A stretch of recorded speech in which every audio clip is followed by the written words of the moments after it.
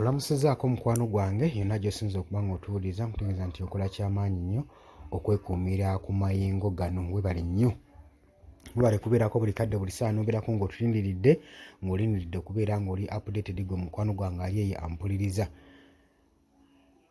Minisita wa Internal Affairs, Minisita wa Internal Affairs General Kahindo Otafiire avuddeyo n'alabula baminisita n'abakulembeze bano wammanga. Abagambye Uganda mwagisangawo era mujja girekawo, temwajja nayo. Avuddeyo ne mu ddoboozi ery'omwanguka nga mukambwe.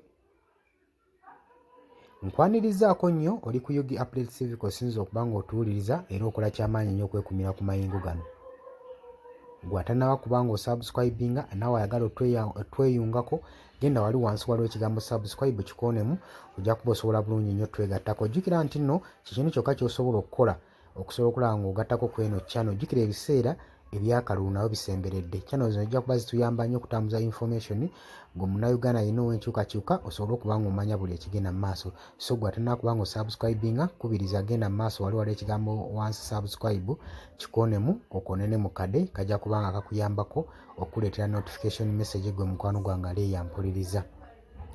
Oluvannyuma lw'eggwanga okuba nga lifugiddwa bannakyemalira ebbanga emyaka egyekulunguludde, nga bannayuganda tebalina buweerero, tebalina tewebasiza. Ekyewuunyisa, abakulembeze bangi baliyo basirise, balaba ekigenda mu maaso, balaba ensi engeri gye bagitwalamu, engeri gye baginyigirizaamu, naye basirise tebavaayo kwogera ki kigenda mu maaso. Newankubadde bakuliridde emyaka, bo balaba ekyokugatta ku ggwanga lino erya Uganda ng'ate bagenda kweviiramu bulamu bw'ensi eno, balaba nga tebagasa. Kati balaba ng'agirese ng'agitabangudde kuba tebibakwatako kyekisinga. Kaakati wano General Kahindo Otafiire waavuddeyo n'alabula bannabyabufuzi abakulembeze naddala bano abali mu gavumenti, nabagamba mukimanye eno ensi Uganda mwagisangawo era mujja girekawo, temujja kugenda nayo. Avuddeyo n'abagamba nti ensi eno Uganda mwagisangawo ate era mugenda kugirekawo, ate ne munaba muvudde mu bulamu bw'ensi eno ye ejja sigala mu maaso ng'egenda, tegenda kufa naawe. So mulekere okutwala ensi eno ng'okujja nti yammwe, muleke okutwala Uganda ng'eyammwe, kugifuga ng'eyammwe. Tewali gye mugitwala, mwenna mugenda kuba nga mugireka. Abagambye nti ekifo ky'okufuga eggwanga lino ne mulitwala ng'eryammwe ne mulyesibako, bucontributinzi ku ggwanga ku nkulaakulana lyayo, mubeeko kye mulyongerako genda mulisapootinge mu nkulaakulana than okusinga odyesibako gyoba nti baali basibako nti mwajja nalyo, kubanga tewali Uganda gye mugenda gitwala. General Kahindo Otafiire avuddeyo n'atabukira abakulembeze ba ggwanga naddala bali mu gavumenti.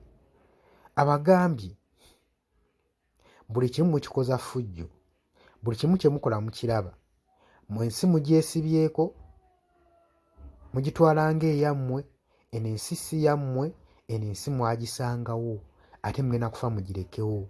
Ate ye munaafa tekitegeeza nti egenda kufa nammwe, ye genda mu maaso nga yeeyongerayo nga we yaliwo. Abage Uganda yaliwo nga temunnabeerawo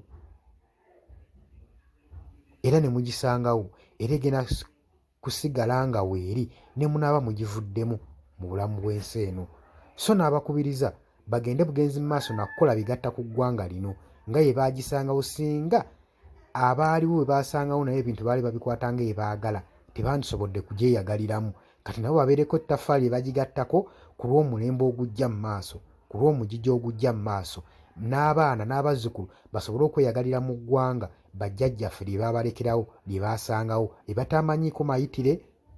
Abagambye balekerawo okusosola ku buli muntu bamuyise kyenkanyi, buli munnaggwanga oba avaawo bamusembeze, kubanga Uganda yaffe ffenna si njawulemu nti yammwe mwekka era agenze maaso n'okubalabula newankubadde General Kayindo Otafiire tavuddeyo kwatula ani gw'abadde awerekereza na bubaka buno naye ffenna tubutulaga obubaka buno gye bulaga gwe mukwano gwange ali yampuliriza obanga ozze osoma ku byafaayo ebigenda mu maaso mu ggwanga abakulembeze abasinga okukiyooma eggwanga lino buli muntu abamanyi era mumanyi be twogerako so tavuddeyo kwatula nti ono ani nti ono n'ono newankubadde teyatudde ntekiganyi bannayuganda genda mu maaso nakuba nga balowooza ku ffiga z'abadde agambako jjukira General Kayindo Otafiire ono minisita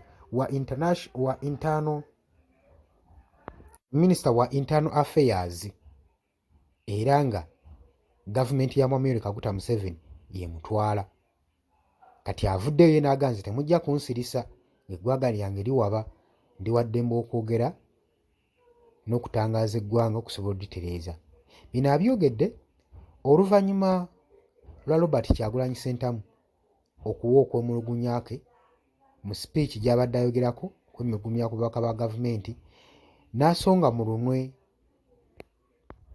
bino abyogedde ng'asinziira ku pulezidenti wa National Unity Platform Robert Kyagulanyi Ssentamu wabadde asimba essira ku bukulembeze bwa Mwami Yoweri Kaguta Museveni nga lino eggwanga Uganda bwalifudde family dynasty nga bwabufudde obw'ensikirano eri famire ye era n'agamba nti Mwami Yoweri Kaguta Museveni si kyekiruka kika kyakola okubanga eggwanga yagala ddifuula lya nsikirano libeere nga lya famire lye wabuzira akozesa ne UPDF Army okusobola okulaba nga atiisatiisa buli amuvuganya okusobola okwesigaliza mu buyinza ekintu ekikyamu ennyo kati General Kayindo Otafiire ku zino ensonga zennyinnyini eza Robert Kyagulanyi Ssentamu kwasinziiridde n'awooninga abakulembeze ssaako ne baministers abo bwe bafujirira omusimbi okulemesa enkulaakulana y'eggwanga ssaako n'okutigomya omuntu ombi w'omusolo n'omuntu owa wansi nga bagenda bamucunywa olw'ensonga nti be bali mu buyinza abagambye lino eggwanga temwajja nalyo era mujja direkawo. You did not come with Uganda. You found it here and you will leave it here. Ate era newe munaagenda lyo lijja sigalawo nga ligenda mu maaso.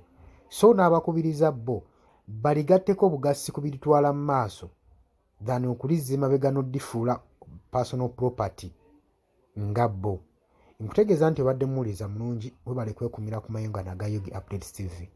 Gwe atanaba kubanga otweyungako kiriya wansi waliwo ekigambo subscribe kikonemu ojja kuba osobola bulungi nnyo okutwegattako bulungi nnyo ddala ng'omukwano gwange. Mbakubiriza okusubscribinga, mu likinge, mu sharinge.